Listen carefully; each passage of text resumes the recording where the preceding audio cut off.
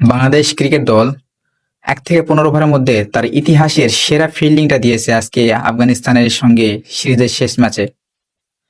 তো ১ থেকে ১৫ ওভার দারুণ ফিল্ডিং হয়েছে। এক কথায় ১ থেকে ১৫ ওভার বলা যাবে না, ১ থেকে ১৮ ওভার পর্যন্ত খুব ভালো ফিল্ডিং হয়েছে। লাস্টে ২ ওভার একটু সোহানের বাদে ফিল্ডিং হয়েছে, তাছাড়া সব মিলাই 100-এ 100 ফিল্ডিং হয়েছে, এরকম ১০-এ ১০ দেওয়া যায় ফিল্ডিং এর ক্ষেত্রে। বোলিং এর ক্ষেত্রে ১ থেকে ১৫ ওভার খুব খুব সুন্দর বল হয়েছে। তবে শেষের 5 ওভার আমি মনে করি সবচেয়ে বাজে বল করছে বাংলাদেশ। আজকের খেলার হিসাবে সবচেয়ে বাজে বল করছে শেষে 5 ওভারে। আর ক্যাপ্টেন্সি কথা কি বলবো, ১ থেকে ১৫ ওভার তো জাস্ট ওয়াও।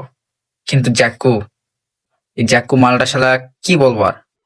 এ তো কিপারের দায়িত্ব কে নিতে বলছে? তোর থেকে ভালো কিপার সোহান, যা তোকে কিপারে স্যাক্রিফাইস করে আজকে কি ফিল্ডিং মিস করতেছে।